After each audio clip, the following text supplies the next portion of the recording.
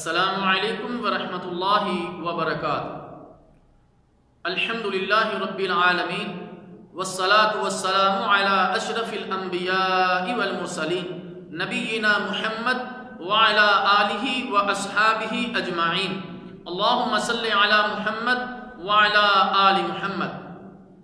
محترم سامعین کرام، پچھلے 3 درسوں میں ہم نے نمازی کے لباس کے بارے میں گفتگو کی تھی۔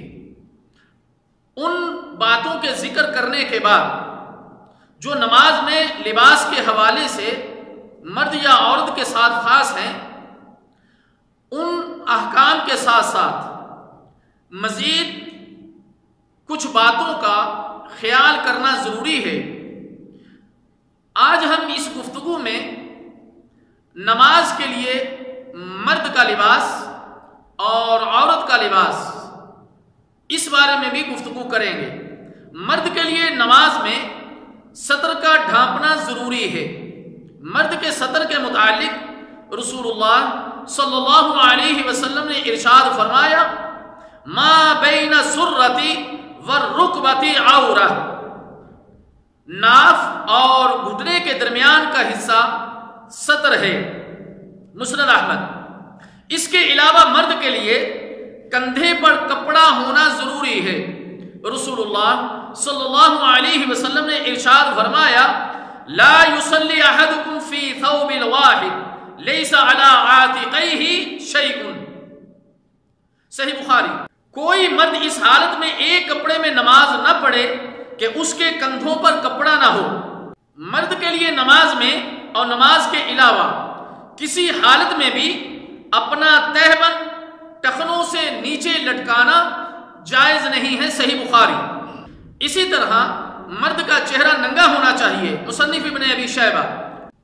نماز میں سدل جائز نہیں۔ سدل یہ ہے کہ کوئی کپڑا کندھوں پر اس طرح ڈالا جائے کہ اس کے دونوں کنارے چہرے کے سامنے لٹک رہے ہوں۔ سدل سے متعلق سنن ابی داؤد کی مرفوع حدیث اگرچہ الحسن بن ذکوان کی تدلیس کی وجہ سے ضعیف ہے، لیکن سیدنا علی رضی اللہ تعالی عنہ اور سیدنا عبداللہ بن عمر رضی اللہ تعالی عنہ کی صحیح سند کے ساتھ ثابت ہے کہ وہ دونوں بزرگ اس عمل کو ناپسند کرتے تھے اور اسے یہود کی علامت قرار دیتے تھے۔ مصنف ابن ابی شیبہ۔ اس کی اسناد صحیح ہے۔ ننگے سر نماز پڑھنے کا مسئلہ۔ سر نہ تو اعضائے سطر میں شامل ہے اور نہ کوئی ایسی صحیح و قابل عمل حدیث ہے کہ اس میں سر ڈھانپنا ضروری قرار دیا گیا ہو، بلکہ کوئی ایسی حدیث بھی نہیں جس میں سر ڈھانپ کر نماز پڑھنے کو ننگے سر نماز پڑھنے سے افضل قرار دیا گیا ہو۔ رسول اللہ صلی اللہ علیہ وسلم اور صحابہ رضی اللہ تعالی عنہ اجمعین سے دونوں طرح نماز پڑھنا ثابت ہے، لہذا ننگے سر نماز پڑھنا جائز ہے۔ محمد بن منقدر راوی کا بیان ہے کہ ایک دن میں سیدنا جابر رضی اللہ تعالی عنہ کے پاس گیا۔ وہ جسم پر ایک ہی کپڑا لپیٹے نماز پڑھ رہے تھے، حالانکہ دوسرا کپڑا قریب پڑا ہوا تھا۔ جب وہ نماز سے فارغ ہوئے تو کسی نے پوچھا، آپ ایک ہی کپڑے میں نماز ادا کر رہے ہیں جبکہ آپ کے پاس دوسرا کپڑا موجود ہے؟ تو انہوں نے جواب دیا کہ ہاں، میں چاہتا ہوں کہ مجھے تمہارے جیسے جاہل دیکھ لیں۔ پھر فرمانے لگے، میں نے اللہ کے رسول صلی اللہ علیہ وسلم کو اس طرح نماز پڑھتے ہوئے دیکھا۔ صحیح بخاری۔ عمر بن ابو سلمہ رضی اللہ تعالی عنہ بیان کرتے ہیں، میں نے رسول اللہ صلی اللہ علیہ وسلم کو ام سلمہ رضی اللہ تعالی عنہ کے گھر میں ایک کپڑے میں نماز پڑھتے ہوئے دیکھا۔ آپ اسے لپیٹے ہوئے تھے اور اس کے دونوں کناروں کو دونوں کندھوں پر ڈالے ہوئے تھے۔ صحیح بخاری۔